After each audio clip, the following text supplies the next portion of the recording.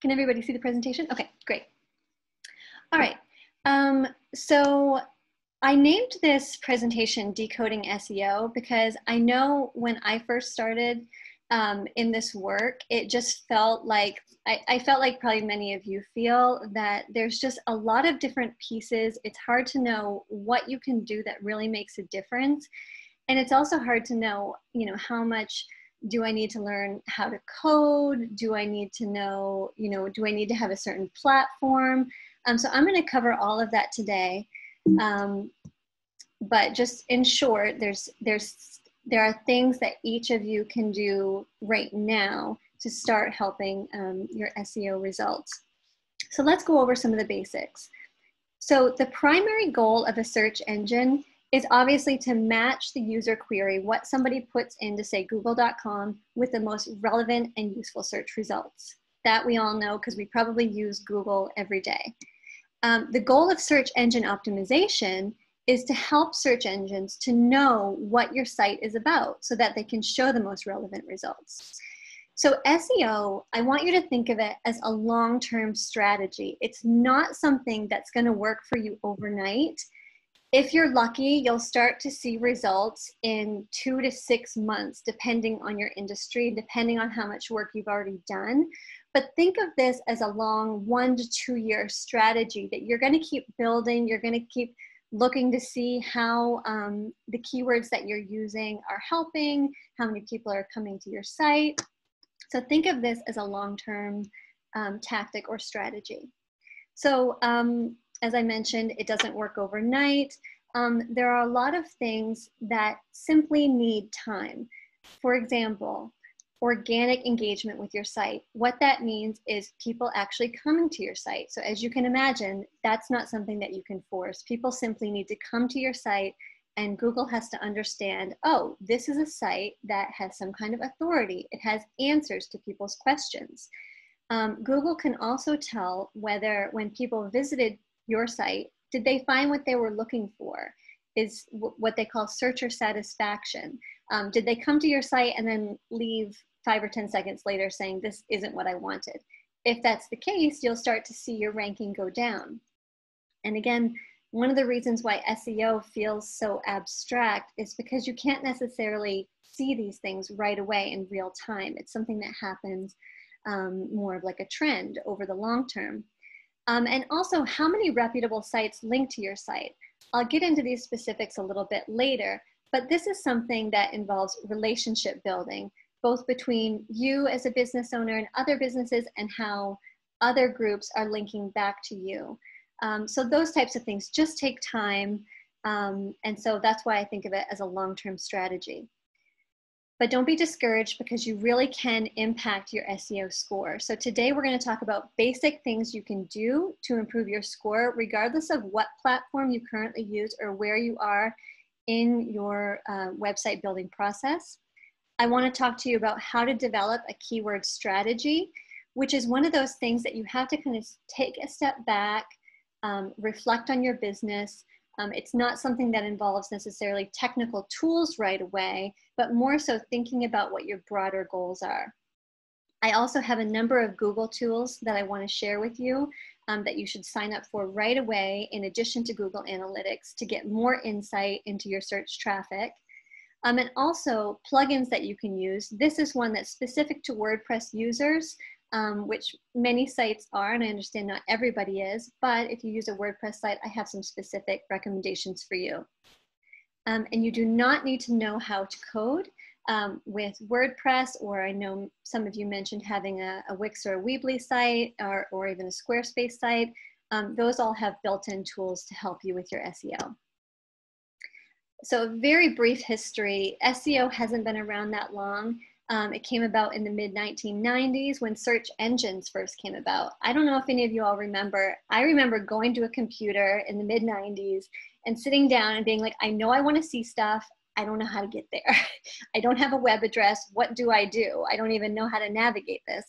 And so the need for search engines was very clear. Google was founded around 1996. It was called Backrub. That was new to me, but later became google.com. Ask Jeeves was around. GoTo, which was later known as Yahoo, was the first to create paid or sponsored links. But when search engines first came about, you actually had to submit your site to a directory and then they organized it. So it's come a long way since then. And now Google, beginning around the year 2000, started building algorithms to become smarter about what search results they display. And it really blows my mind to hear how they're doing it now. It has a lot to do with AI and search intent. It's a really fascinating field, but I'm sure you've heard me mention so far, I'm only referring to Google. I haven't mentioned really Bing or Yahoo in any significant way. And that's because we're only focusing on Google today.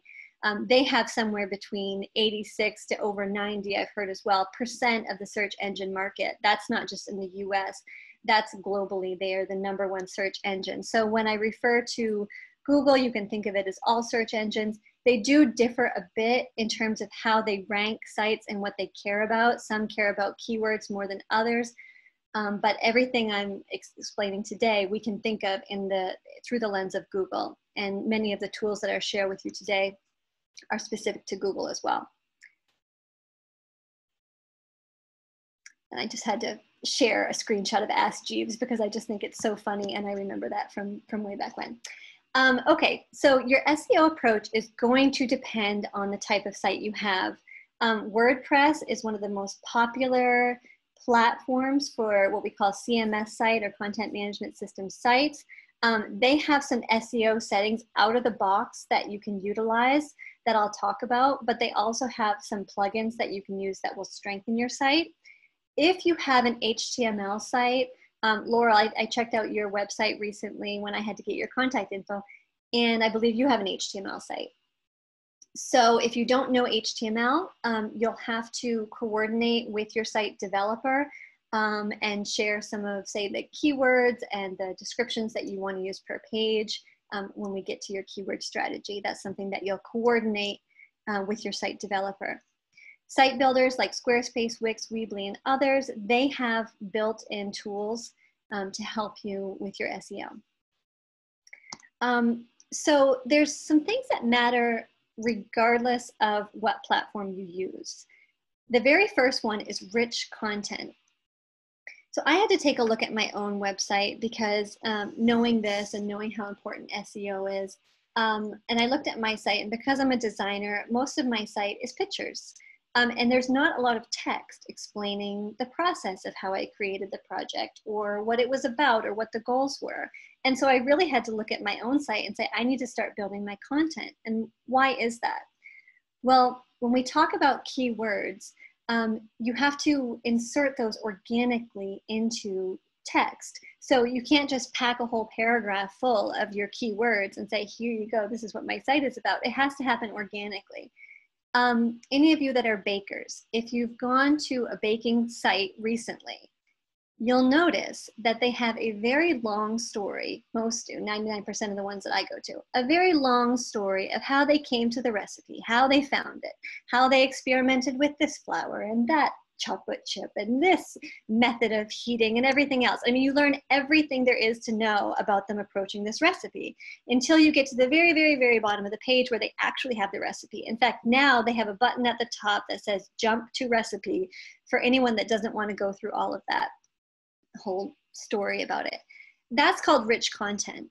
That's explaining every part of the process that you want to share with somebody. That's where you can put all your keywords in. So if it's a page about the best chocolate chip cookies, you can say these chocolate chip cookies are, you know, delicious, and these chocolate chip cookies are this, and these chocolate chip cookies are that. So you can put in chocolate chip cookies, you know, 25 times by the time you get to the bottom of the page, and that won't get flagged for what we call keyword stuffing because there's so much text there to begin with. And honestly, when I have the time, I do find those stories interesting, how people came to develop the recipe. So it's about making it interesting. It's about making it long enough so that you can utilize your keywords without it sounding spammy and stuffed with those terms that you want to be found for. And it's about making content that people want to come and engage with. The next is keywords. So I've already mentioned that a few times, but here we want to think about your clients, your users, your visitors, the people you engage with. When they go to google.com, what are they putting in the search box to find you? So is it, Terrell, you mentioned glass blowing in Maine. They're looking for classes, I think you said. What other things are they putting in? And even if that didn't relate to what's on your site, that gives you some insight what people are searching for. So start to think like your clients or your customers. The next three are fairly quick in terms of making these changes. The first is security. You always want to make sure that your site is secure, that it has an SSL certificate. Depending on who you work with for your site, they're either, they may be free, they may be paid. I think if anybody uses GoDaddy, I think it's like $25 a year maybe. SiteGround and Bluehost, at least they used to offer them free. I know SiteGround still does. And so this is a very important element. It's easy to set up, it's quick, and it tells Google and the people that come to your site that you're reputable and that you care about online security. In fact, you used to actually be penalized by Google if your site wasn't secure, because it also makes it more vulnerable to hacking and things like that. And if you get into a mess like that, then you're definitely going to be penalized by Google because they don't want to send anyone to a site that has had a security breach. So definitely get that SSL certificate. The fourth one is your page title and description. We'll get into this a little bit later where I have some examples. But say for on my site where I have different services that I offer, even though the page title is called services, I can actually customize that for how it appears in Google. So I can make a much more captivating title and a captivating description so that when people are scrolling through the Google search results, and remember, I think it's like 70% of people don't go past the first page of Google results. So you want to make sure you're grabbing their attention right away with a captivating and engaging page title and description. And lastly, permalinks. This is something that's really easy to set up, like the security certificate. If you have WordPress, there's a page that you go to in your WordPress dashboard to make sure that the link in the URL bar at the top of the browser is descriptive. It tells what the page is about. Because by default, it may say like page ID 320 or something like that. So I'm going to show you an example of that in just a second so you know what I mean. So first, let's talk about quality content. So it's more important than ever, especially for Google. In fact, one of the things that they care about three things right now. And one of them is they use their AI system to make sure that you're seeing the most relevant results. So that's a bit more complex. But the other one is quality content and links. So quality content is right up there in the top three in terms of what Google is looking for. They want to make sure that searcher satisfaction is high.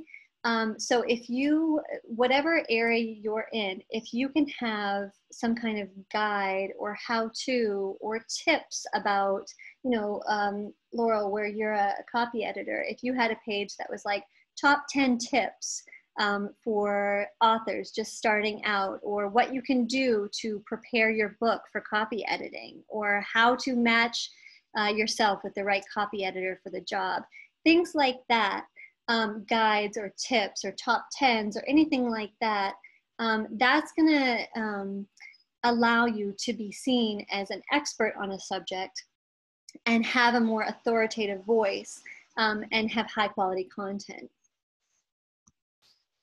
Okay, the next one is keywords. Excuse me, Ashley, we do have a question. Sure. It says, back to the permalinks. It says, are permalinks titles and headings? No, permalinks are just what appear in the URL bar at the top of your browser. And then one quick thing. By default, your page title will be in your permalink, but not necessarily if you don't set it that way. I'll get into a little bit of that later, but they are related, but they're different. Well, that could be, like sunrisecounty.org/training. Exactly. That's a permalink. Right. So And then one other question, could a blog be a website SEO strategy, or is the jump to recipe approach more effective? Oh, I think a blog is great because that's where you're creating content. And also a blog is great because it's new and fresh. And that's one of the sub indicators. Like if you go into Google and read about their algorithm, there's so many different elements. One of them is fresh content that they know it's been created recently. And it's also about things that are popular or being talked about. So I think from a usability standpoint, it's great to have that little button that says jump to recipe, because you're going to frustrate people if you don't, and then they might not come back to your site just because of that. So it's more of a user satisfaction question, but definitely blog is a great thing for content. Thank you. Mm-hmm. Okay, so keywords are a major thing. In fact, when you hear about SEO, one of the things you hear about the most are keywords. So I'm going to dig into this a little bit deeper after I go through these 5 items that I've mentioned. But just in brief, the chart here with this little rat mouse figure is really helpful, because what you'll want to do when you think about your keywords, it's about balancing these head terms with the long tail terms. So what do I mean by that? Well, head terms are terms that a lot of people search for. They're very popular, but at the same time, there's a lot of competition for these words. So I'll just go back to the copy editing. So if somebody goes into Google and writes copy editing, that's a very general term. There's a lot of competition for that. You will have a very difficult time ranking in Google for a keyword like copy editing. However, if you get more specific and you say copy editing in Maine, or custom copy editing services in Maine, or something that's even more niche, then that's what we call a long tail term. It's more specific, there's less demand for it, but the key here is that you'll have a higher conversion rate. So the people that are looking for copy editing in Maine and they find you, they're more likely to become customers of yours. If people are searching for copy editing, they could be searching for anything. They could be searching for copy editing services. They could be searching for how to become a copywriter. They could be searching for how much it costs. So you're going to get lost in millions of search results. It's much better, especially as a small business, to focus on those long tail terms that are more specific, less demand, but less competition. And so if you want to just initially, I encourage you to make a list of all the terms, because there's no point in editing right now. Just get them all out on paper. And I've listed here, there's an organization that I work with in Beals, Maine called Down East Institute, and I'm working now with them on their SEO. And so when we were going through the different terms that we would use and balancing head and tail terms, here's where we started. So we started out with research. Obviously, if we're trying to compete for research, it's not going to happen. That's just that's a concept. It's not even, it's hardly a keyword. Marine research is much more specific. We could actually potentially rank for that. Marine research in Maine, totally. That's a very doable goal. Soft shell clam research in Maine. Now we're getting even more specific. We're going even further down that tail, so to speak. And in fact, they already rank for that because it is so specific. Soft shell clam research in Down East Maine, like no brainer, #1 hit on Google. They're definitely going to rank for that because it's even more specific. So when you're first start thinking about your keywords, jot them all down. You can edit later and say, okay, research is out, not going to happen. And that's going to be the most helpful for you. Again, try to think like the people that are searching for you. When I go to Google, I'm often putting in questions. How do I da da da da, or marine research opportunities in Maine. So if you're an organization or a business that offers jobs, this is for you. Think about people going to Google and typing in different search queries for jobs or opportunities. Think about how you would do it. Okay, so page title and description. So here's where you have the opportunity to customize how your pages appear in Google search results. Like I mentioned before, I have a page on my site just for services. But instead of right here on the left, there's a picture of how it would appear in Google.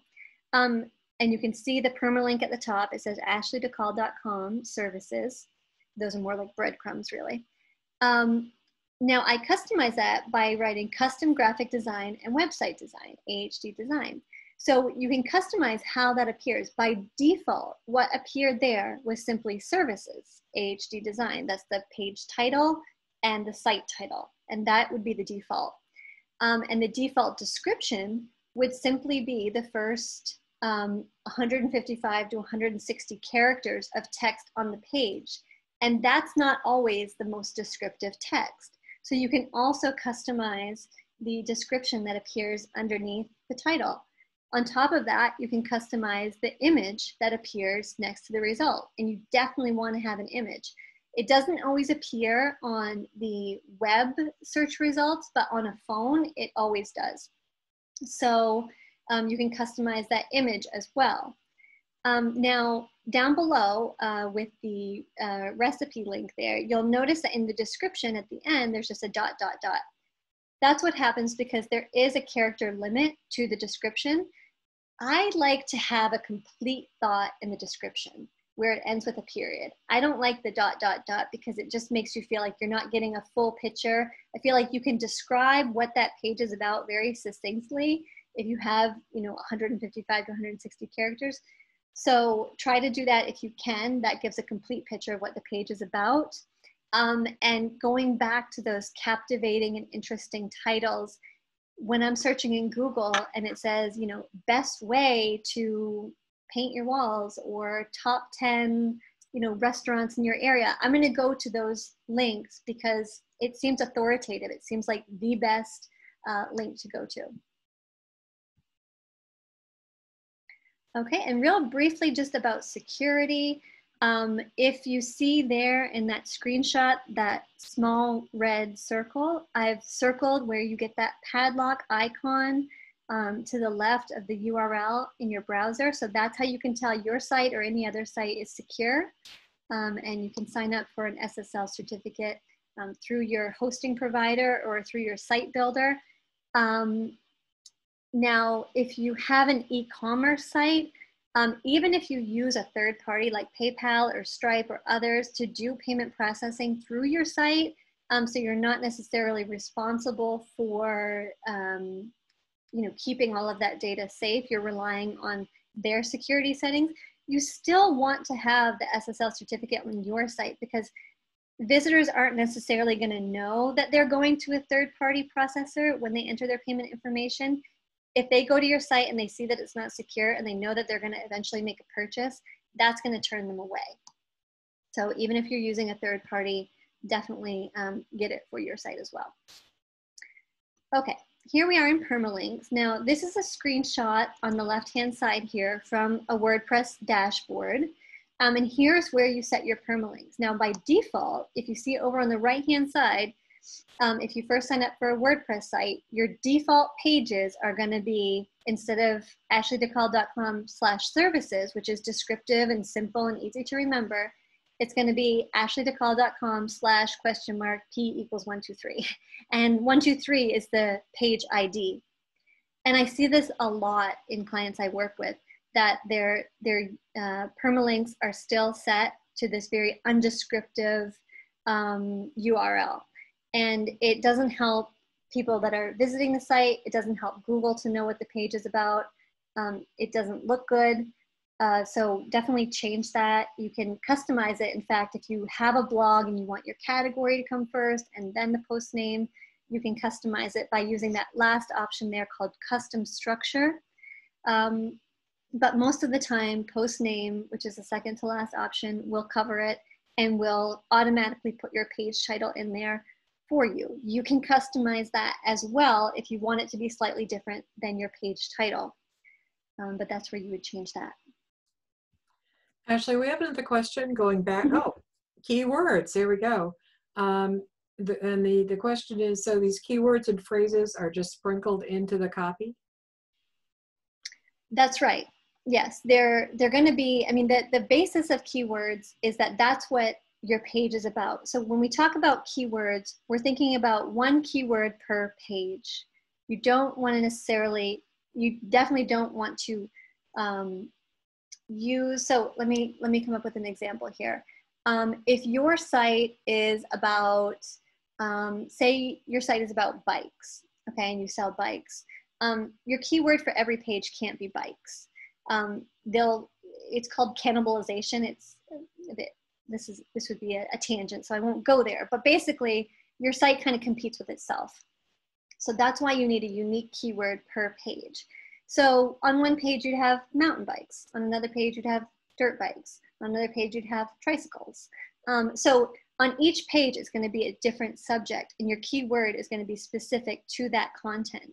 So naturally, you would expect that that keyword will be sprinkled in. Now, you don't want to do what we call keyword stuffing, which is having it more than would reasonably appear in a text of X amount of size. So if you have 2 paragraphs and you have your keyword in there 50 times, it's going to sound spammy. It's going to sound not reputable. It's going to sound like you were trying to target SEO, which did actually work in the early days of SEO, and it no longer works because Google has become intelligent enough to realize when that's happening. So keep it natural. You can also use synonyms for your keywords, and Google will understand that that's also, it's still the content of the page and it's still valuable content. Okay, so I'm going to bring us back to the Downey Institute example because I think it's really useful to see this through the lens of a real life situation. So the very first step when you think about what keywords you want to use for your site is to think about your business goals and your marketing goals, because SEO is not an end in and of itself. It's always going to relate back to what you want to do as a business. So do you want, like for John, do you want more people to hear your music, to buy your music?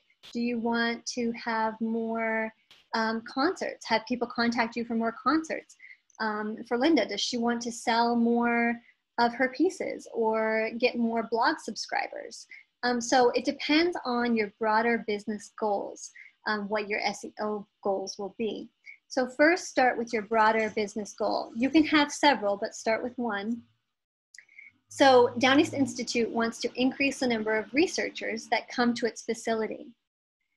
So in order to do that, some marketing goals would be to increase public knowledge of the organization and what they do, basically to build brand awareness.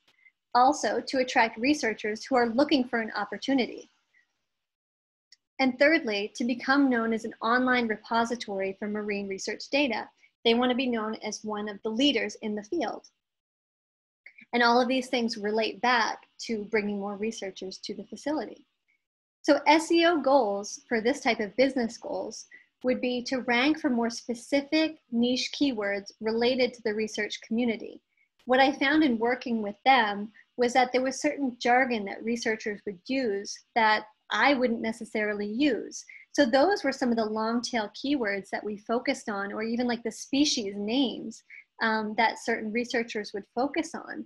So it's completely irrelevant to other people, but targeting that niche means that for people who are looking for a research opportunity and looking for specifically in the marine environment or in specific species, it would attract those types of people. Another SEO goal was to grow traffic from the general marine research community.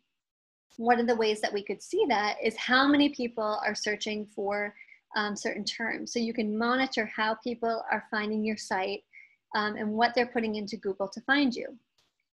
And thirdly, to build rich content that attracts people in the field, whether students, researchers, or teachers. This goes back to being known as an authoritative voice in the marine research community. And to do that, the team at DEI has to build more content. So they have to make it relatable. Again, in the research community, because there's so much jargon, one of the challenges that we found was writing content that was understandable to the layperson like me. How could I sort of translate their experiments and findings and not get lost in all the scientific terminology, but to really understand the value of the organization?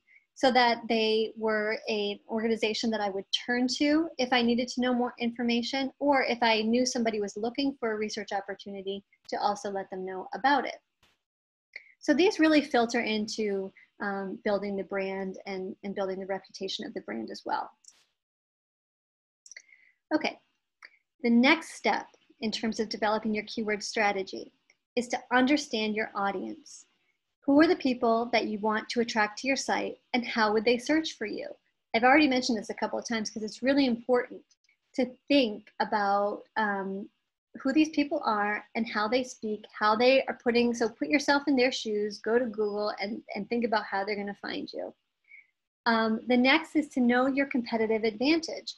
What makes you unique? What makes you stand out? What's your niche? That can help you develop some of those long tail keywords. And check out your competition. When you search for your keywords, after you have your list of the head terms and the long tail keywords, go into Google and do some testing. It's great because Google is there, it's a free tool, and that's what we need to do to test to see who's showing up. Is your competition showing up? If so, if your competition is showing up and you're not, that's a great keyword to compete for because you should be there among them.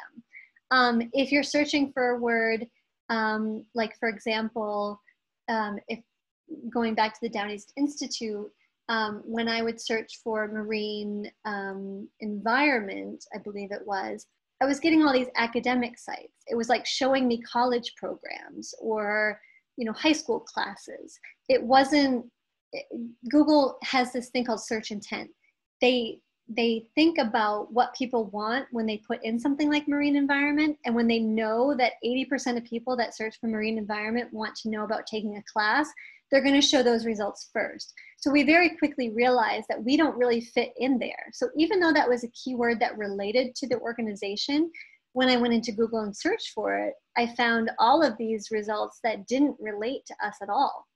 So I knew that's not a good keyword to compete for. So that's the type of research that you can do once you get that list together. Ashley, I have a question about that. Uh-huh. When you're saying check out the competition, are you suggesting start with people or businesses you know are your competition, or start with the keywords and see if your competition pops up? The second one. Okay, thanks. Yep. So in terms of those three areas, again, going back to our example, DEI had several different audiences, and you may find the same for you. So you may have, you know, let's say, John, I'm just going to take your example again.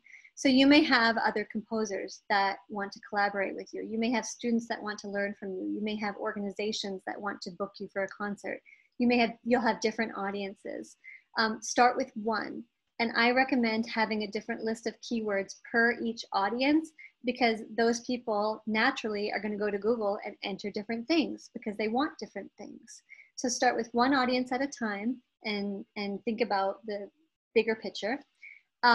In terms of Down East Institute, their niche or unique offerings were their unique marine climate, which ended up being something that really only researchers knew or would recognize. So that naturally brought us into a lot of long tail keywords. Fully staffed research facility, and that they're connected to UMM as a marine science field station. And we found that people search for marine science field stations specifically for such research opportunities.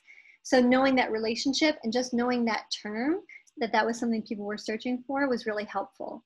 And not every research facility is a marine science field station.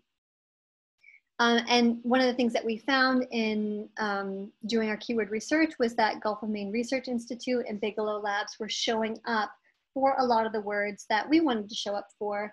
So we know that because those are peer organizations, that we're in the right space. Those are keywords that we should target because we should be there too. If you see peer organizations or people that are on like the same level as you coming up, those are words to star on your list and say, okay, I can compete for that. I can do that. Now again, it's not going to happen overnight, but that's where you know you can put some time and not be wasting time. So I just shared a screenshot of what our list looked like at the beginning. of all the words that we came up with. Some are more general, some are more long tail, especially towards the end when we got into the specific species name. What I did here was I used a tool that I'll tell you a little bit more about later. It's Google AdWords. And when you go in there, you can create a free account and you can search for different terms like marine science field station, which is the first term, and it will actually tell you how many people search for that word per month in the United States in the past year. And you can change those parameters if you want to, but that's the default. So we found that for biology field station, people search for that between 10 and 100 times a month. So we were just looking at those numbers to try to understand, is this a really popular term or is this a very niche term? Some of the terms that we thought were really long tail, like soft shell clam, were actually really popular.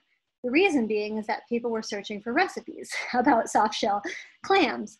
But there may be some surprising things in there. So that's just one more tool to put in your toolbox that you can go in. It's just interesting stuff. It might surprise you.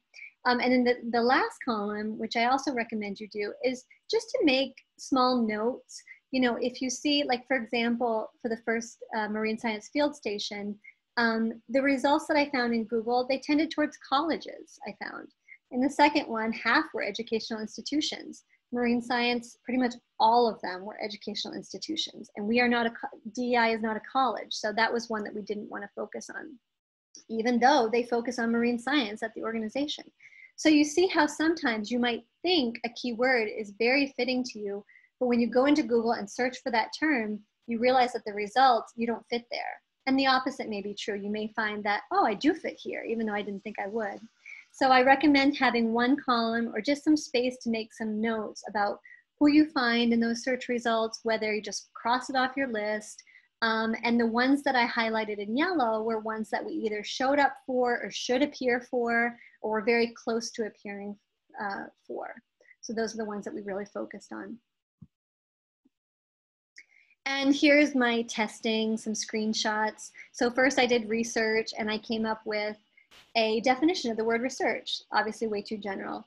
Marine research I searched for, and I got some of those really cool, captivating headlines, the 13 best marine research centers and things like that, which I did reach out to them to try to get Down East Institute on that list.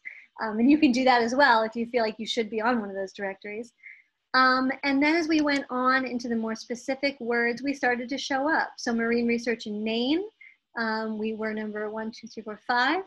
And then soft shell clam research in Maine and in Down East Maine, number 1. So you'll see that as you get into some of the more long tail words, some of those niche words, you end up being number 1. And that's what I mean about the high level of conversion. If you are the number 1 result, most people are going to click on the number 1 result.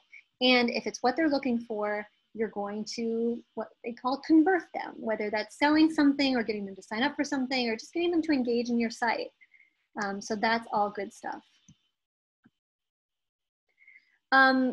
So balancing head and tail terms, I feel like I've talked about this enough, but basically, if you are, say you're starting like a food blog and you have a great chocolate cake recipe, I really was craving chocolate cake when I was writing this, so there's a lot of examples about cake. Anyhow, when you search for best chocolate cake recipe in Google, there's so many results that are already there, that have been there, that have 2,800 votes. It's going to be really hard to compete against them. So why not think of it or think about your recipe and how you can customize it into one bowl chocolate cake or vegan chocolate layer cake, or change the title of what you're talking about to become more specific, more long tail. So same thing with vacation cottages. Try to make it more specific. Vacation cottages by the lake or off the grid or in rural Maine. And I heard, I think it was Terrell mentioned that she uses glass blowing in Maine. And that is one thing I recommend, just because we are in such a beautiful area and a lot of people come here because it is Maine, that one of the ways to automatically take a general term and make it more long tail is to add a location to it. Because that's something that people will search for. They might want a glass blowing shop, or they might want a glass blowing shop in Maine. Those are going to return 2 very different results.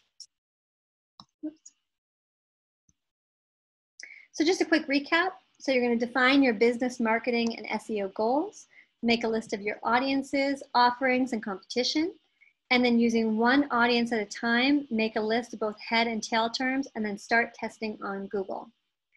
So if you're wondering, if you already have content, is it too late? Do we just insert the keywords? Do I start building my content now? Which comes first? Start wherever you are. You can add in your keywords to the content you have or develop your content from scratch around the keyword. I highly recommend making it feel organic. Don't try to fool the search engines because Google is just way too smart for that now. Make it organic, make it authentic. Use your keyword and use synonyms of your keyword. But no matter where you are, you can always add more content and make more of that rich content like I mentioned. And one for every page and don't repeat them. And if you have a keyword that you really want to rank for, but you don't have a page like that on your site, go ahead and create a page for that keyword. And can they be keywords or phrases? They can be either. So they don't have to necessarily be one word. They can be a very short phrase, say 2 to 3 words. All right, so here are some tools you can use. Just one second.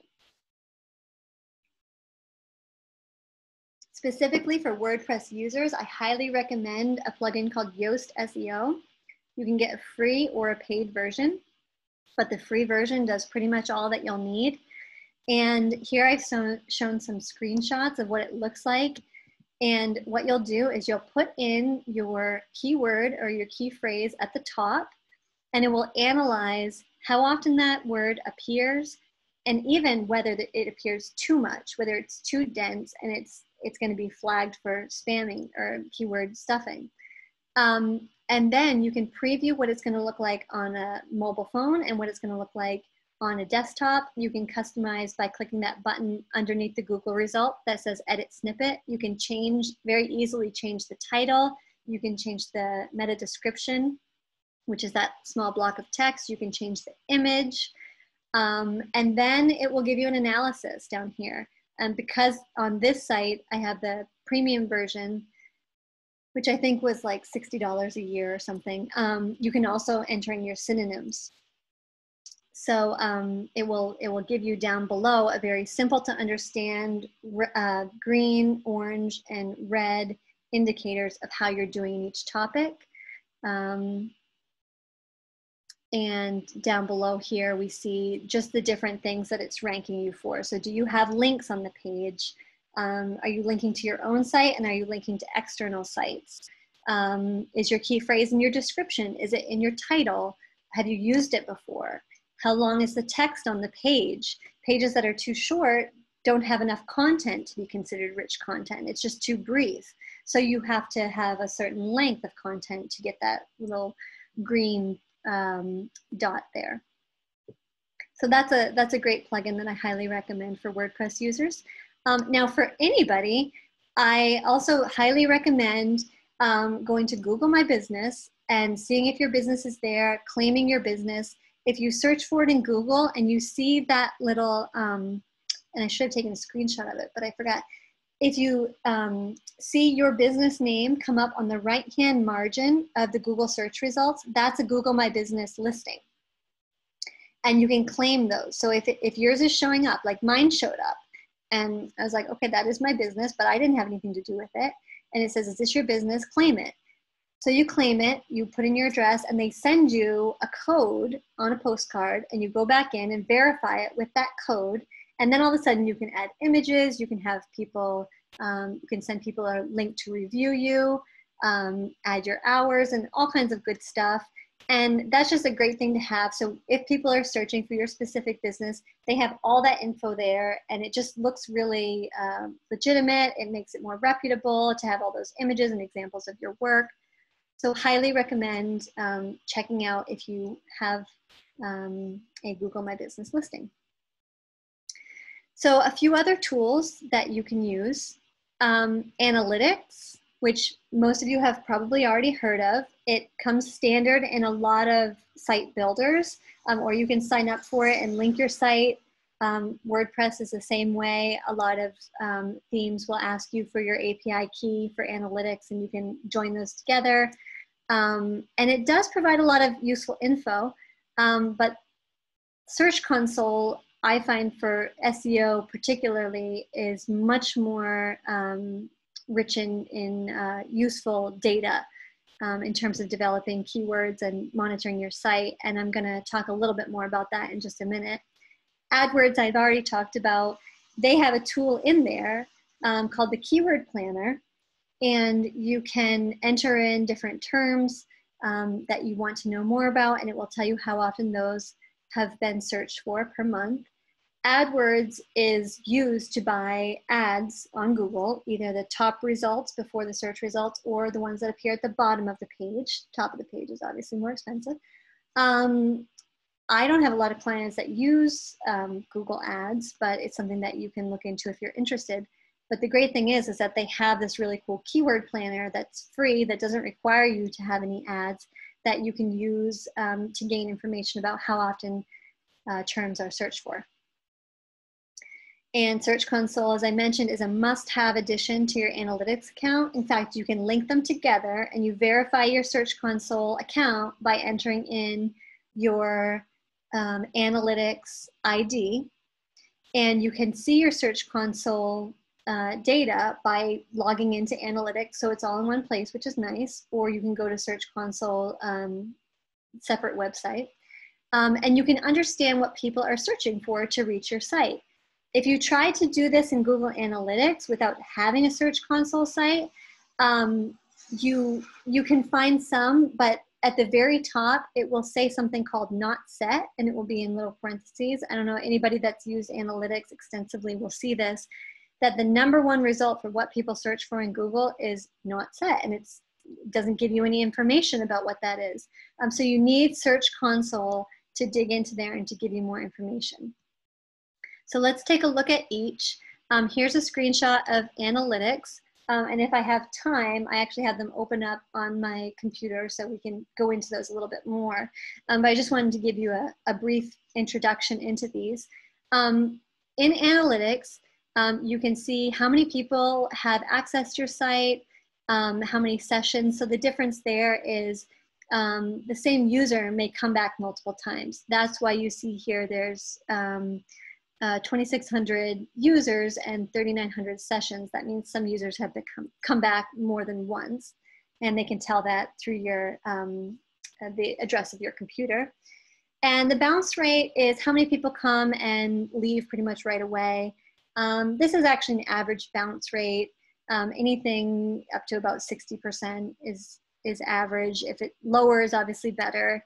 If you're getting anything that's over 70, that's probably cause for, think about what you can do on your homepage to keep people there. Maybe you need more links on your homepage to bring people through to other useful information. And that's where you can do some internal linking to different pages and be thinking about, what are people coming to my site for? Do they want to find this page? If you find that people want, that second page, whether it's about us or our catalog or our music or our services, put a big link to that on your homepage so people can easily funnel through from the homepage to the next page, and you can decrease that bounce rate. Session duration is also kind of interesting, just to see how long people typically spend on your site. Other things you can get in analytics is what browsers people are using, what country they're coming from, when they access your site, what pages are loading quickly, and other things like that. So there's a lot of good information. I also recommend just paying attention to the time. If you see in this first graph here, in the lower left-hand corner, I've set it to last 180 days. By default, I think it's going to say last 7 days. You really won't get enough data to make any kind of decisions unless you have a long enough span, and you can customize that span. I love to see over the past 12 months. And that will give you some useful information to see trends, because within 7 days, you just can't make many conclusions. So make sure that you're switching that to whatever time frame you want to see, because by default, it will be a fairly short time. Okay, and here's AdWords. Now at the top where I entered in marine research, this is what it looks like, the keyword planner. And it will show you down below average monthly searches. So we're looking at 100 to 1,000. You know, it's quite a big range, but others are like 10 to 100. So those are obviously those really niche long tail keywords. And some that I entered actually were 0. So it does go down from there. And in terms of the competition and top of page bid, that has to do whether you actually wanted to buy ads for those words, for those keywords, which I don't use this tool for that necessarily, but you can. What I use this tool for is to understand how popular a term is, and that can help you. It also suggests other words that are related. So if you see at the top, aquatic science, aquaculture, marine science, marine conservation, marine training, marine courses, mammal research. So if you get stuck in your keyword list and you're just thinking, what other words, I'm trying to think what other words I could use. Even I feel that way as a graphic designer, like graphic design, web design, what else? So you kind of get stuck. Go to Keyword Planner, put it in the top and just see what other things people are searching for. Because this is coming from the search data that Google has. So the information that they're going to be giving you is something that is obviously going to be useful for search engine optimization and people finding your site. Okay, and here's Google Search Console.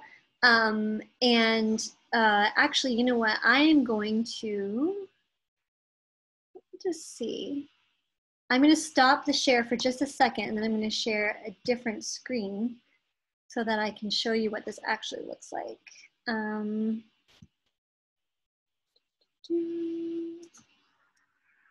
Exit screen.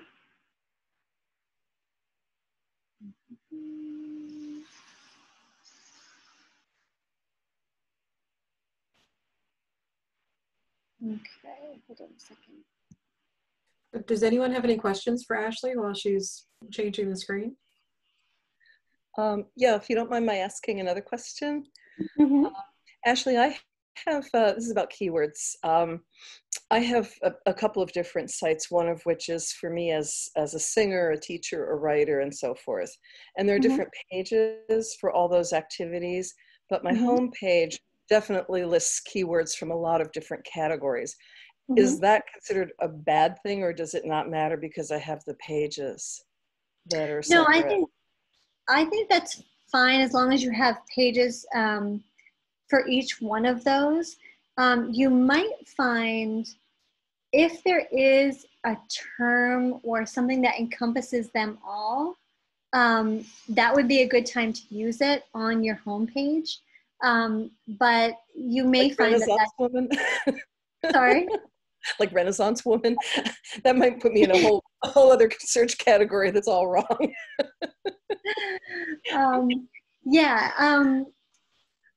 So my concern there is that if you're repeating the keywords for the pages on the home page, I don't want you to get into a situation where you're sort of competing with yourself. Ideally, you would want to have a different keyword for your home page that would kind of, you know, try to, and I'd have to look at the specific words that you're using per page, but the ideal scenario would be to have a unique keyword for your home page. Now, you can still include all of the keywords for the other pages in the body of the text of the page to explain what you do more generally once people visit it. But the ideal scenario would be to have a unique page. And I think, you know, when you see keywords listed out, and I'm not sure if that's it, do you have a WordPress site or is it an HTML site? No, it's HTML, and I have a real good webmaster who I'm going to discuss a lot of this with for sure. Yeah, so one of the things that happens in HTML is that the keywords oftentimes just get listed out in the description rather than a description of the page. It's just all your keywords like word, comma, word, comma, word. And that's fine, but it tends to repeat every page. So then you do get into some internal competition. So it is a little bit different in HTML in terms of doing that, but certainly talk to the developer and see what you can do. So there's the keywords and then the meta description, and just make sure that in your description, you're not just listing out the keywords. Got it. And, you know, we can, I'd be happy to follow up with you after. All right, that's great, thank you. Yeah. So anyway, what's happening is that I'm just going into like a full screen every time I share, so I can't undo. Just 1 second. Let me try one more time, and if not, we will just move on. Yeah, I'm getting into full screen when I Ashley, do you want me to stop your screen share and then you can try to do that? Oh, okay, wait. I think I fixed it. Okay. Okay, good. Got it. Okay. Thanks everybody for your patience. I really just want to show you these tools in Google Search Console because they're really fun. Okay. So here we are. Everybody see that? Yes. Okay. And now, let's see, here we are. Okay, so the first thing we're going to do is figure out what people are searching for to find your site. So you're going to go right over here to performance, and that's going to load. And then if you come down here to queries, again, we're back in Down East Institute. These are all the things that people search for in Google to find the site. So this is just incredibly useful information. That's why I really wanted to make sure that you saw this. And there's different pages here and everything, but really we're just looking at the first page. And what this tells me is that people in Google, most of all, they actually search for Down East Institute, the name of the organization. So that tells me a couple of things. One is that the organization has really good brand recognition. And that the other thing is that as long as we're talking about Down East Institute throughout the site, they're going to find it. They're going to find it anyway, because if you search specifically for the organization, it's obviously going to be at the top. But the most important thing there is that we're already getting a lot of name recognition because people are searching for us by name. That's not something, if you're just starting out, you're necessarily going to have. That's where you're going to look into some of your more specific words that come down right here. Just briefly, when we talk about clicks and impressions, the difference here, what this means is that when people searched for, let's do milky ribbon worm, which is a little predatory species here in Maine, what 170 tells us is that when people search for milky ribbon worm in Google, they saw Down East Institute's results 170 times. That means they scrolled past them. They clicked Down East Institute 14 times. So they passed by our results, that whatever the difference between 170 and 140 or 14 is. So that's not great. Now, if we look at Arctic surf clam, it's even worse. They saw it 662 times, but they only clicked on it 9 times. So what that tells me is that, well, maybe they're looking for something else. Maybe they're not looking for research about Arctic surf clam. Maybe they're looking for recipes. Now, when we look at hard clam, it's the same thing. So some of these results are going to be surprising to you. You're going to wonder, you know, what happened? Why aren't people clicking?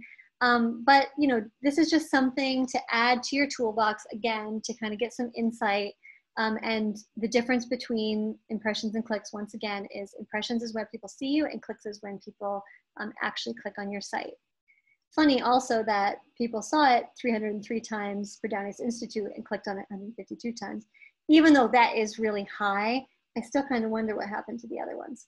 So, but this is kind of where our surveillance, so to speak, in Google, and we don't get too much more information from there. Now there was one more thing I wanted to show you. That was, oh yeah, the links.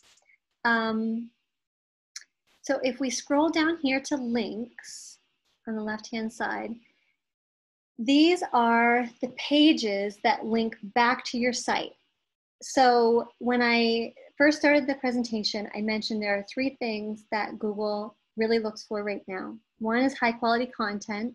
The other is links. The third one, of course, was our AI complex algorithm thing that tries to predict what you're thinking about. So we won't get too much into that. But links are very important. When other sites link to you, they're basically giving you a vote of confidence to say, this is a reputable site that you should go to, that I go to, that is legitimate. And in turn, you linking to other external sites does the same. So it's kind of like a nice code of conduct in the online world to link to external sites and ask other sites to link to you. And this is another reason why SEO is a long-term strategy, because that has to do with link building or relationship building. And to literally go out and ask people by phone, by email, whatever it is, if there's other organizations or businesses that have resources on their site or are related somehow to your company, go ahead and ask them, can you add a link to your site from my website? Because I think we have related businesses, and maybe you could just mention it. These are highly valuable. In fact, it really surprised me to know how valuable these links are. So those were the two things that I wanted to show you in terms of Google Search Console. And there's so much more you can tell, you know, with social media, where people are finding you, whether they're coming through Facebook, whether they're coming through Twitter. There's a ton of stuff. We could have a whole training just on Search Console, but we will continue on with today's topic. Okay, so we're back. Okay. So here are some other things that you can do.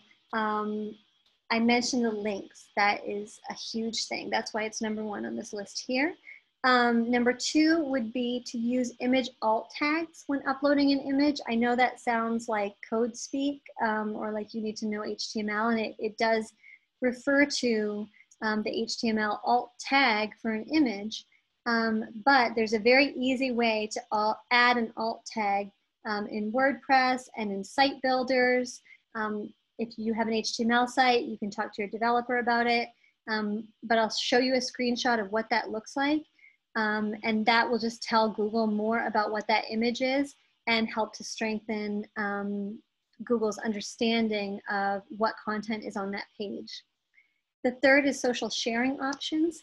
There is some debate about how much social media plays into SEO, but the bottom line is that the more your page or your website is shared around the internet, the more it feels like people are talking about it, people are visiting it. So it somewhat indirectly affects your SEO, and so it's still really important. The fourth is to use heading tags appropriately. I think we briefly talked about the title tag or the H1 tag before, so I'll talk a little bit about that. That helps Google to tell what the page is about and how the content further down the page relates to the larger topic at hand. And lastly is a bit of a technical tip, which is to make sure that your site is both responsive and fast. So by responsive, I mean that it looks good, whether it's on a computer, a tablet, a phone, or any device that your visitors are using, and that it's also fast. Google does take into account how quickly pages load in terms of what sites they're referring people to visit. Okay, so linking. So you've got three types of links. You've got your internal links, and those are the ones that I mentioned, that if you feel like people are coming to your site and leaving, you have that really high bounce rate. One of the things that you can do is to add links to other pages, other media, other resources on your homepage. And throughout, every page on your site should have links to other content. And especially when you get into those long tail keywords, if you have a fairly extensive site and you have a lot of pages, what you'll do is on those very long tail pages, link back to the next level. So the more broad topic, and then on that page, link back to your next. So you're leading people back to your larger, bigger picture content so that they can maybe find other information that they didn't know that they wanted to find through your site as well. So you're kind of guiding people through your site with these links. The external links are the ones that you can link to other people's sites through your own website, and also ask other people to link to yours. This is a way to build your reputation and to tell Google that your website is of high quality and it's getting that vote of confidence. Lastly, backlinks. This is, sorry, I kind of combined those two. So external links are to other people's sites. Backlinks are the ones back to your site. Alt tags. This is a screenshot from WordPress. So when you upload an image, you have that alternative text box right above the title box. Now, alt tags are actually an accessibility tool. So for people that are visually impaired, they have tools that will read the page to them. And when it comes to an image, it will describe the image. So you want it to, like for this one, I wrote large desktop computer with homepage of Nepal Red Cross Society website. And it tells that person what's on the page. However, it also tells Google what is in the image because they don't necessarily know. As smart as Google is, it can't always tell the subtleties of an image. So in terms of social media, as I mentioned, there is some debate, but there's no doubt that it at least indirectly affects your SEO, because you can really be thinking about hashtags on social media as your keywords and put those keywords in there so that you start getting associated with those words online. And also it starts to encourage more people to visit your site when you have a link to your website in your social media posts.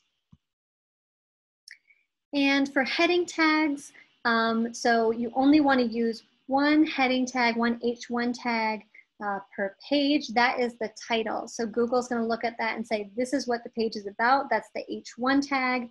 Only have one, because you only have one title. And your H2 to H4, this should be sufficient for most people unless you have a lot of text, and then you're going to get into the H5, H6. But H1 to 4 should be good, and think of it like categories, like you're creating an outline in terms of how you structure your content. And Google looks at that and says, okay, this content down the page relates to this topic at an H3 tag, which relates to this topic at an H2 tag. It reads all those tags to understand what the page is about. The tendency sometimes I've seen is to use H tags as a styling option because you want really big text. So you make it an H1 tag or an H2 tag because it looks good. But that's just confusing from an SEO perspective for the web crawlers that read the page. And you can do that instead with different styling options to make that big text like you want, but just don't call it an H1 or an H2 tag. And lastly, page speed and responsiveness. Page speed, I recommend going to gtmetrics.com. You can also use Google Speed Insights, although I find that their results are not like, I'll go to a page that's super fast and then I'll test it in Google Page Speed Insights and it gets a really bad score. So I find GTmetrix to be much more reflective of what I experience anyway, but you can use either. And it will also give you really good ways to improve your page speed. In terms of responsiveness, today, because a lot of people, this is another thing that you can find out through Google Analytics, how many people are visiting your site through mobile or tablet. Because that's so popular now, you have to have a responsive site. And you can have a responsive site even in HTML. So you just have to talk to your developer if you're finding that it does look differently. Site builders, most are just by default responsive, and WordPress users, it will depend on your template. If it's an older template, it might not be, but most are these days. So just test it out. You know, visit your site on your phone or on your tablet and see how it looks, because that's what other people are also going to be seeing. Okay, that was a lot of info. I know some of it might not have been, you know, because we're all in different situations with different sites and topics. You know, I hope you found most of the info useful. And I know everybody's in a unique situation. So, and we don't have a ton of time. I'm available to stay as long as we need to, but let's get some questions in. And, you know, if you need to leave, that's okay, or you can email me, but I'm here as long as we finish our questions, so. Ashley, we actually had it scheduled till noon. Remember we Oh, talked okay. about the idea of adding additional time because of questions? Oh. Great. Well, because I actually checked that. I thought it was noon, and then I checked the invitation today, and it said 11:30. Oh, So no. I was like, Sorry. oh, okay. Well, I'm just gonna have to speed up. So my face is tired because I've been talking so fast. So, but this is great actually because I love to have time for questions, and 6 minutes was not enough. So. Well, let me just check and see. Maybe I forgot to change the time on this one. I'm sorry.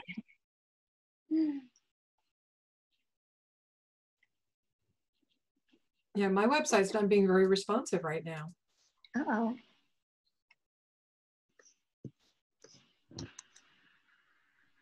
And if anybody needs me to go back to a certain slide, if it's specific to those particular topics, let me just make sure I covered everything. I have a question. So somebody was at a point where, you know, they were starting out or maybe had a website built and they were wanting to, you know, really capitalize on SEO. What are the key things that they should already have in place to start from? So I would definitely look at the Google My Business listing just to start out there. And then when you set up your site, I do recommend WordPress as a platform or, you know, a site builder. I'm not crazy about Wix and Weebly because they tend to make it such that if you did want to migrate later, it's really complicated and it's a subscription-based thing, so you don't have as much ownership. So I like WordPress for that reason. And I highly recommend that they do get a plugin like Yoast SEO that can really just help them along. It has so many good tools that they can use to just right away see how good a page is, how it's ranking in terms of their keywords. So that's going to give them a lot of tips to do that. Definitely make sure they have their social media set up and link across the board to those and have the links on their website. And then, you know, because this is a long-term strategy and so much depends on organic traffic, just promote it, share it to your network, keep getting it out there because you need real people to come to your site, to visit it, to browse it, to share it, and all of that organic stuff. That does take time, but if nobody knows that it's there, then it's not going to start getting that search traffic. So that's what I would recommend, just getting started. Thank you. So Ashley, it actually is my fault. I didn't trade out the image for the training everywhere. So some places it says noon and some places it says 11:30. So, Okay. So I guess it's up to how long people have to. Yeah, well, I can stay till noon, and you know, if some others thought that it was 11:30, if you have to go, you know, don't feel badly. You can contact me later, but I'm here. So we have a couple of questions on the chat. One is, how do I change my exterior photo on Google My Business? They have a before the renovation photo. Okay. Is it one that you uploaded or is it one that somebody else uploaded? Somebody else uploaded it. Okay. Yes, we actually had a similar situation with an organization that I was working on, that the only photos up there were the ones in construction. So it looked like this facility wasn't even there.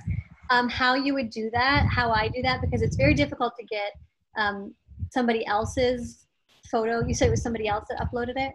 Yeah, I think Google came around here 3 or 4 years ago before the building was renovated. And so it looks quite messy on the photo. So I just don't know how to contact them to get it changed. Have you claimed the listing? Yeah. Okay. There should be a way to flag it because you can flag anything that's on there from other people, like reviews. They tend to not take stuff down unless it's like, you know, very much against their community guidelines, which is rare. What I recommend you doing is burying it with other great photos. So upload, you know, 20, 30 photos of how it is today. And that one will appear so far down the list that most people will never even see it. That's the easiest way to go about it. And it also shows some progression to say, oh, it was under construction once, now it's not. So that's okay. It's not embarrassing that it was once under construction. That's what I would recommend, is to just bury it in new photos. Thanks a lot. That's a good suggestion. Carol put up a comment saying, I got rid of a photo from a client by saying it was poor quality. Okay. So you could try that. Thank you. There's a question, can you talk about backlinks more? I'm not sure what they are. Sure. So backlinks are where other people have linked to your site. So if I go back, let's see.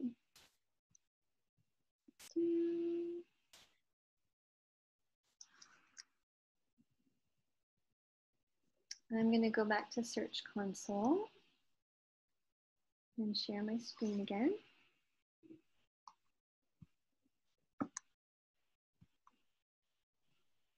Okay, so backlinks are where other people have linked to your site. Now, you may or may not realize that they've done this. One of the things that I recently discovered, and I'm at Down East Institute's Search Console, and I asked them before, of course, before I showed you all their back, workings of Google. Nothing is very private in terms of these types of things. What I found when I looked at the backlinks was that we had, if you look right here in the middle of the page, top linking sites, there's this .icu page, and that's actually some random site in China. And so I'm actually working on getting that taken down, because sometimes sites will link to you as a way to build like SEO factory, keyword factory sites. It's all just very spamming, I like to say. That can happen sometimes, but otherwise what you'll see here is some very nice sites that have linked to us. And you can go through, like cascobay.org has a link to us, UMaine has a link, I say us, Down East Institute, Airbnb, WordPress, Semantic Scholar. So it's really neat. Down East Institute didn't necessarily go out, Sunrise County, there you are right there, didn't necessarily go out to these groups and say, can you put a link to our site on your website? Maybe some of them they did, but regardless, nothing stops you from putting a link to a website on your site. So it's a really interesting, that's why I love Google Search Console, because it gives you all this information about sites that are linking to you. This is what is called a backlink. It's a site that other people have put up to your website on their website. And now if you find, the other reason why this is good, which I touched on initially, is because if there's a site that's linking to you that you don't want, you can contact them. You can have it excluded from the list that Google considers.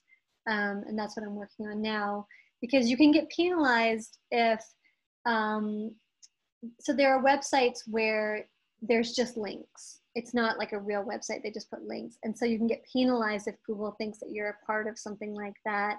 Because you can buy exposure. There's a lot of, not nice things that go on in the world of SEO. And that's another reason why I call it decoding, because it felt like, is this spam? Is it real? Is it? And actually, one of the questions when you search for SEO that came up in the Google suggestions is SEO real? Because I think some people still think, because it kind of got a bad name at the beginning, that it's all about keyword stuffing and just putting, it's not like that anymore. So it's much more about being authentic, being real, being quality. And this is one of the ways to monitor that.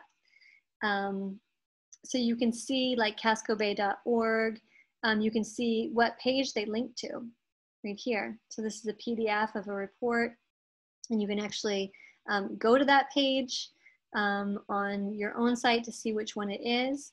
Oops, just move that.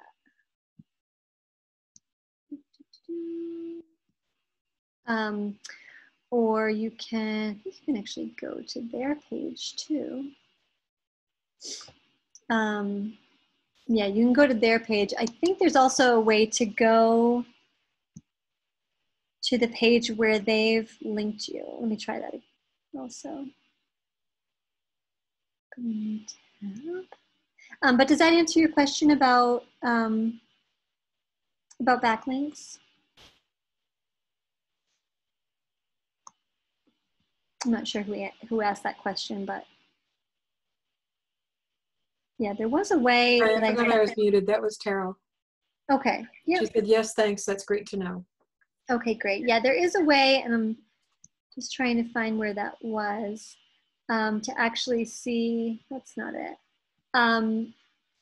There is a way to see the page where your link appears. So you can see it in context, which is really helpful. I'm not finding it right now, but there is a way to do that as well. That way you can see, oh, I wonder why somebody linked to me and what are they saying about me and you know, in what context are they using a link to my website.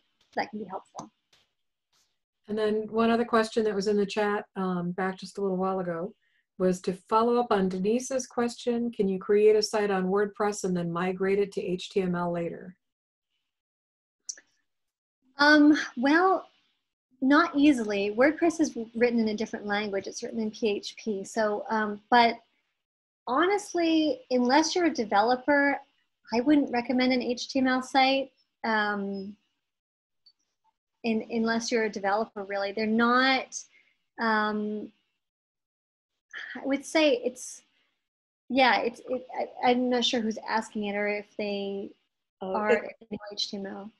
It's me, and the reason I'm asking is we have two sites that were created by a developer that I'm happy working with, but we don't really have the money to lay out for the new Sing Into Joy initiative right now. And so I was thinking if I could create something and then it could be easily migrated later, at least I could have something up. So that's what was behind the question. Okay. Yeah, I wouldn't recommend trying to set up a WordPress site to later migrate it to HTML because I think you're going to lose you're going to lose all your styling. You probably won't lose all your info like the body text, but you can set up, you know, a free Wix or Weebly site that will have those words in the domain name, but you could do that just to get started. The other thing, let's see, what other suggestions might I have? You know, you could talk to your developer and even set up like well, no, if he had to do it, that would be the budget thing, because you can set up a subdomain in your website. Right, I've thought about that, yeah. Yeah, and you can set up a free WordPress site. It's a little bit different though. It's a, so you would still need to get your domain name and hosting, but you can set up, WordPress is a free content management system, a CMS. So there are other costs that come into play, but it's fairly user-friendly. So it's something that if you wanted to be able to upload information to in the future and not rely on a developer, I would recommend that. There are ways to do it very low cost on WordPress. Okay. So we have another question. Can you review the most appropriate ways to use H1 and H2 headings on WordPress, please? Oh, sure. There we go. Okay, so here we are right here. So what you want to do is just to remember that the H1 tag is going to be your title tag, and you only have one H1 tag per page. That's called the title.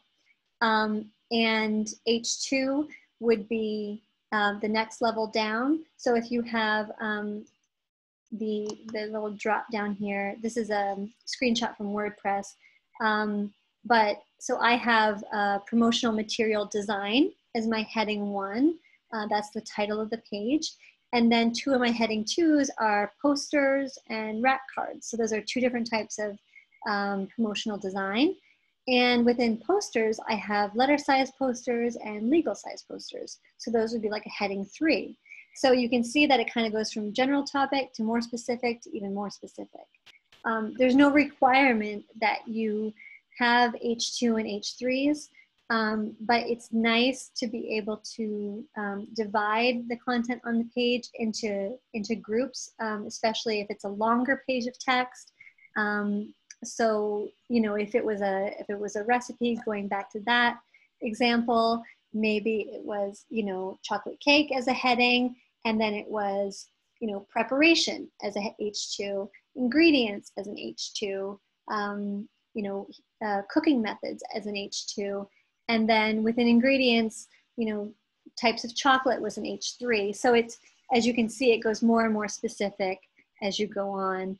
And in terms of H2 and H3, H4, all those, you can have an unlimited amount of those types of tags. It's just the H1 that you want to only have one of per page. Cool. And then another question. Should you keep adding content to the website or cull outdated content? Oh, that's a really good question. I think, well, a couple of answers. If the outdated content is no longer relevant, definitely take that out. If it's just old, like it's part of a blog, keep it, because having that length of time that you've been writing, so even if you have articles on there from 5 years ago, keep those. That shows Google that you've been around for a long time, which feeds into that reputation and that authoritative voice. So if it's just old because it was written a long time ago, but it's still relevant, keep it. But if it feels not so relevant, if it's clearly outdated, definitely update it. And also even just, you know, one of the things that I noticed that I need to improve myself on in the sites that I develop is always making sure that the tag at the bottom of the site, you know, most sites now have like a copyright on the bottom with the current year. And when it's like 1 or 2 years ago, you just kind of get a sense that it hasn't been updated recently. And so just always keep an eye on that. Like I said, I even need to do better on that because it's always bottom of my list, but to just update those little copyright notices to make sure that it's the current year. Thank you.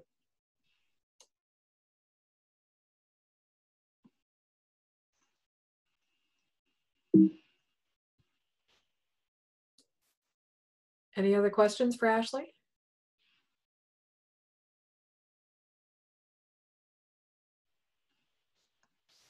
Oh, everybody's being very quiet. It's a lot of great information, Ashley. Thank you very much. Oh, you're welcome.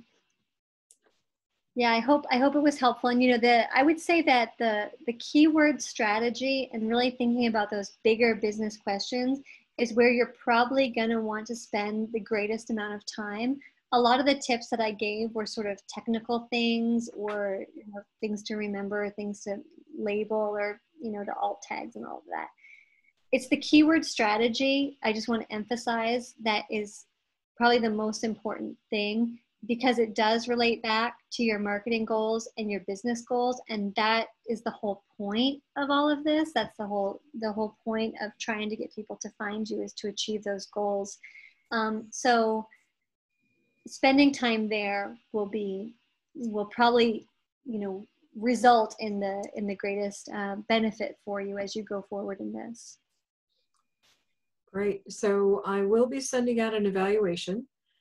Please fill it in and get it back. The biggest thing is we really don't know if we're answering your questions or meeting your needs unless you tell us. So whatever information you can give us back can help us to improve future sessions. So that will be going out later on this afternoon. You got a extremely helpful. Can't wait to boost my site. Thank you. Have a good day. Lots of folks have said very informative. And we also will be sending out the presentation as well. So, yeah. So thanks everyone, and I hope you will join us next week for Basics of Email Marketing. Yeah. Great, thanks so much for organizing. Good to see everybody. Bye-bye. Bye.